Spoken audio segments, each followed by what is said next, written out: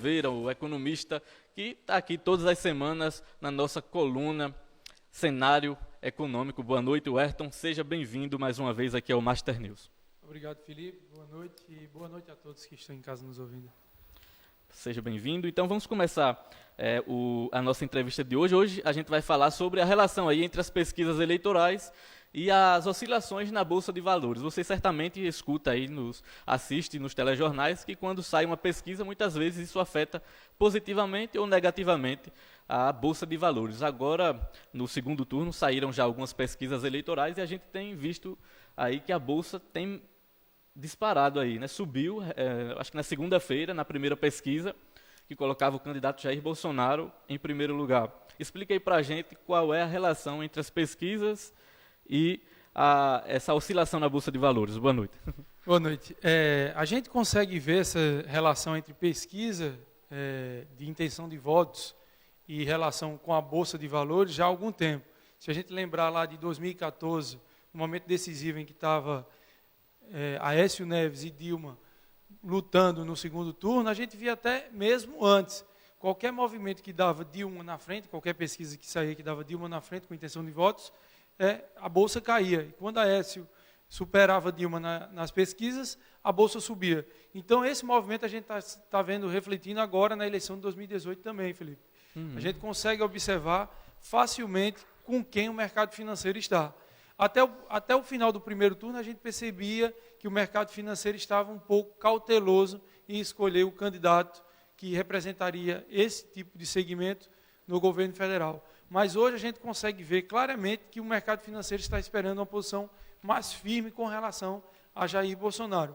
Na segunda-feira, na abertura do pregão, tivemos um crescimento absurdo, logo no primeiro pregão do pós-resultado da eleição. Então a gente teve um crescimento de abertura de 6% e o dólar caindo a 3,70. Então foi um resultado inesperado, diante de tudo que vinha acontecendo, a cautela do mercado, e isso influenciou bastante o andamento do mercado durante a semana. E isso foi justamente por causa de dois fatores, ao meu ver, que influenciaram tudo isso. Primeiro, o resultado positivo de Jair Bolsonaro, dentro do espectro da intenção de voto, 46% das intenções de voto no primeiro turno, que chamou bastante a atenção do mercado. E segundo, a bancada que ele conseguiu fazer no Congresso Nacional. Quando o mercado enxergou essa possibilidade de vitória de Bolsonaro agora no segundo turno, enxergou uma possibilidade também de uma governabilidade bacana, com base na bancada que ele fez, o mercado financeiro não teve dúvida, migrou para o lado de Jair Bolsonaro. E essa pesquisa que saiu agora, recentemente, que bota Bolsonaro com uma margem elevada em relação a Haddad nas pesquisas, prova essa teoria de que o mercado está bem alinhado com Jair Bolsonaro. Mas então o que faz a Bolsa disparar e o dólar cair, por exemplo? A questão da governabilidade de Bolsonaro, ele já tem uma base no Congresso ou é especificamente as propostas dele para a economia? As propostas deles, de Bolsonaro, estão bem alinhadas com o que o mercado espera. O economista de Jair Bolsonaro, todos já conhecem, que é o Paulo Guedes. Paulo Guedes é um economista muito alinhado com o capitalismo, né? Os princípios capitalistas de liberdade econômica, de livre mercado mesmo. Então a gente consegue ver por aí que o mercado já vislumbra uma relação melhor entre o presidente e a bancada aprovando os projetos que ele está pregando agora na campanha. Então tudo isso influencia na hora do mercado escolher que lado vai apoiar. E eu estou vendo isso claramente durante essa semana aqui no país. E o que é que na prática faz o dólar cair, por exemplo, na Bolsa de Valores? Quais movimentos acontecem lá dentro para que isso aconteça na prática? Felipe, muito do que a gente vê no dólar, ele é muito especulação financeira. Sim.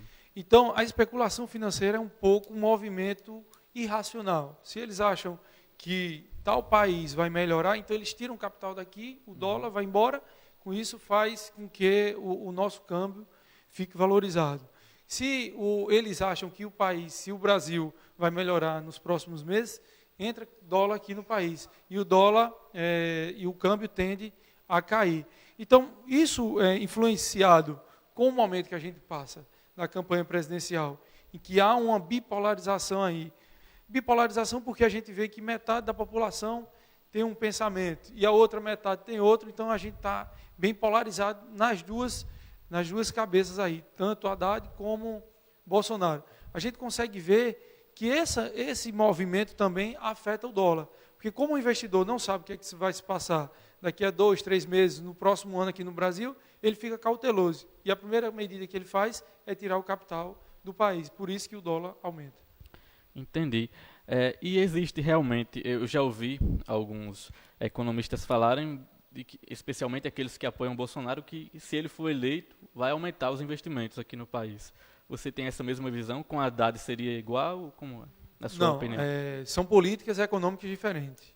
Bolsonaro está mais alinhado com o livre mercado e Haddad está mais alinhado com o protecionismo, com o intervencionismo do Estado. Né? Então a gente consegue observar que se o Paulo Guedes vier a ser, de fato, o ministro da Fazenda de Jair Bolsonaro, ele vai ter uma visão mais liberal do mercado. Com isso, consequentemente, a gente atrai investimentos, tanto interno como externo. E se a gente atrai investimentos de fora do país, a gente tem uma apreciação do dólar. A gente consegue ver uma queda maior do dólar. Já o movimento inverso, a gente consegue ver se Haddad foi eleito. Se Haddad foi eleito, a gente espera um governo mais proativo, um governo mais incisivo dentro do mercado, o que espanta as empresas investirem.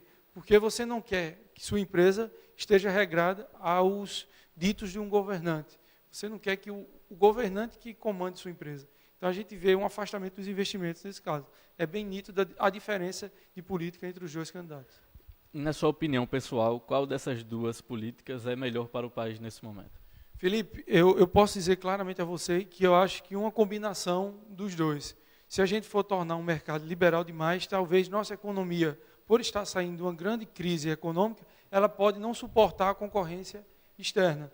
E, obviamente, se a gente for pensar em um grande intervencionismo do governo na economia brasileira, que a gente já comprovou agora, nos últimos anos, que esse tipo de política gerou a maior crise da história econômica do país, vai também trazer malefícios à economia.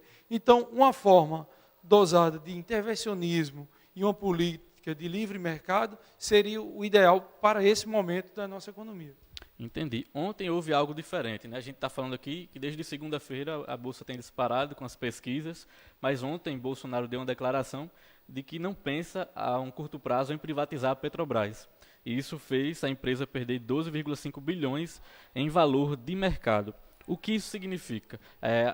O mercado já espera de Bolsonaro, já espera que ele seja eleito e espera que ele concretize esse discurso mais liberal? A gente consegue ver que eles não estão tendo um consenso na hora de falar de política econômica. Sim. Paulo Guedes fala uma coisa, Bolsonaro fala outra, e o general Mourão fala outra, totalmente diferente. Isso cria uma instabilidade nas expectativas do mercado. Paulo Guedes quer privatizar a Petrobras, mas enquanto isso, Bolsonaro, que é o candidato a presidente, não quer. Então, gera uma insegurança para quem vai investir na Petrobras. A Petrobras é a nossa empresa mais valiosa na Bolsa de Valores, é o que tem o maior volume de investimento, e é ela que dita, basicamente, todo o percurso do índice da Bolsa de Valores daqui do país. Então, qualquer movimento que você fale contra ou a favor de uma privatização com a Petrobras, a gente vai ver reflexos muito graves no mercado financeiro. Além do que, a gente consegue ver que a Petrobras tem se reinventado, tem feito mudanças principais, mudanças primordiais na sua questão de gestão, que tem feito com que a empresa volte a crescer. Então, vamos ser cautelosos nesse momento de falar em privatizar a Petrobras ou não, que todo mundo espera que esse movimento seja verificado no próximo ano. Entendi. Mas, antes de seguir aqui para outra questão, na sua opinião, a Petrobras deve ser privatizada? A Petrobras, ela tem em sua maioria capital público, né? A sua minoria é capital privado.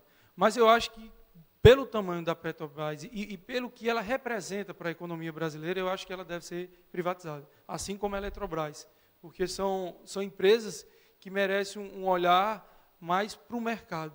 A gente tem visto a gestão da Petrobras muito empenhada nesse segmento nos últimos 3 anos, mas ainda não é uma empresa que tem um olhar para o futuro, diferentemente das empresas privadas. Ela tem muito olhar ainda de cunho político estatal. Entendi. Antes, vou fazer outra pergunta relacionada ao Petrobras, já que a gente entrou no assunto. Essa política de preços de combustível, ela traz benefícios para a empresa, mas para o bolso do consumidor traz prejuízo, é tanto que a população está aí reclamando bastante. Como é que você avalia esse modelo de política de preços aí da empresa? Até 2012, ainda no governo Lula e no primeiro governo Dilma, a gente viu um controle de preço muito grande aqui da economia. Sim. Não só da Petrobras, mas em outros segmentos também, energia, etc. Uhum.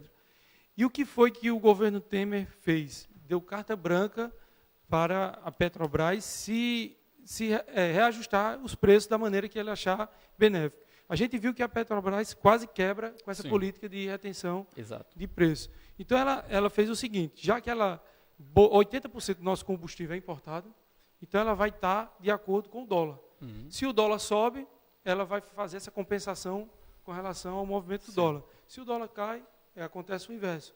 Então, essa política tem feito um efeito mais profundo, tem tido um efeito mais profundo na nossa economia, porque o dólar está variando muito. Devido ao cenário externo, guerra comercial, Estados Unidos e China, então tem puxado o dólar para cima.